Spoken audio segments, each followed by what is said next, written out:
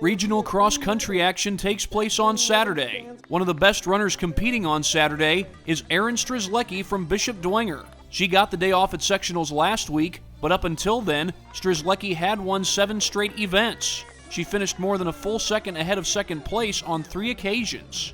One of her wins was at West Noble High School, where she and the Saints will compete at regionals this Saturday. A lot of people think of it as a really difficult course because of how many hills there are and it's very repetitive, but for me personally, I don't think it's the worst course that we've ever run before, and I just think of it as, yes, it's challenging, but it definitely helps us improve each time we race on it. Strzelecki won the West Noble Regional last year, but Carroll's Megan Hathaway finished just 5 seconds behind her. The Chargers will compete at West Noble again on Saturday. Hathaway has since graduated, but the Chargers are coming off a first-place finish at the Northrop sectional. Zoe Duffus, who won that race, will not be running at regionals, but Raina Frucci, Mallory Clemens, Ashlyn Minton, and others make up an elite roster. Carroll had 6 girls who finished in the top 10 at sectionals last week. If one runner goes down, then the other one step up, so it's good to have those low sticks, especially in the top 10. So that way, if someone has an off day, it doesn't hurt us as bad. Meanwhile, Homestead finished second place at sectionals last week.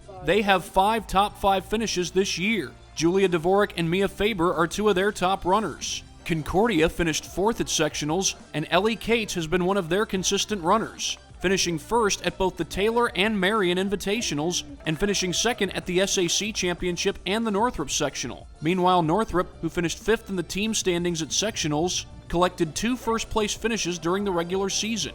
All in all, this week's regional could make for a very competitive race. On the boys' side, Concordia's Reece Gibson and Wilson Wicker finished 1st and 2nd place respectively at both the SAC Championship and Northrop Sectional. Those 2 both got top 10 finishes at the West Noble Regional last year. The cadets have also gotten contributions from Luke Bentz, Daniel Adair, and Drake Kropf. I feel very blessed this year, especially coming to Concordia is a big difference between Norwood and Concordia. I have a lot of runners if I look behind me and I see my teammates, it kind of pushes me to go a little harder. It was Carroll who placed 1st in the team standings at the West Noble Regional last year. 4 of the Chargers' top 5 runners from that race have graduated, but they're coming off a 4th place finish at sectionals, with Preston Slofer and Hayden Mullet giving them their best finishes. I think we have yet to put our best meet together on paper, just from an objective standpoint.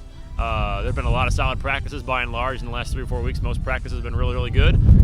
Generally on any given meet, 1 or 2 guys will really put it together, and some other guys are maybe a little bit off or have an average race, but I think we're still looking for that best cumulative meet effort yet, hoping for that on Saturday if all goes according to plan, but we're certainly putting everything we can in preparation for that. Homestead finished 2nd place at sectionals last week, and they have 7 top 5 finishes this year. The Spartans have been led by a strong group of runners, such as Keegan Stuckey, Jared Neff, and Donnie McCardle.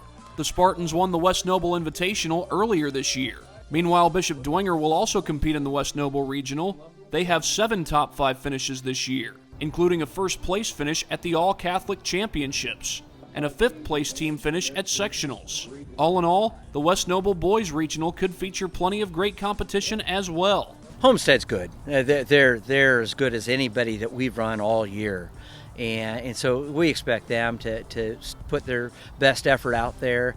I think that some of these other schools, West Noble, Columbia City, Westview, Carroll, Dwenger, are all right in that same mix. The Southside Archers will compete in the Marion Regional. The boys have 2 top 5 finishes this year, including a 5th place finish at the Belmont Sectional. And the girls have 4 top 5 finishes. They took 4th place at sectionals. Evan Walda has 5 top 10 finishes and has taken 1st at 3 races. And one thing that we've worked on him a lot was speed this year. He's got plenty of endurance, but again, kind of that mental barrier of kind of pushing through the gritty part of the race. Mile 2 is where he's been working most of his workouts at this year. And his sister Lauren Walda has 6 top 10 finishes, landing in the top 5 4 times. I've been really pleased with her. She's ran well all season, even through practices, pushing herself, pushing other athletes during the practices and during the meets. The top 5 teams from each regional will advance to semi-state, and the top 10 runners from non-qualifying teams will also advance. This is Thad Goff for Summit City Sports. The Marion and West Noble regional meets will both start at 10:30 a.m. Saturday. mix with On the Beat.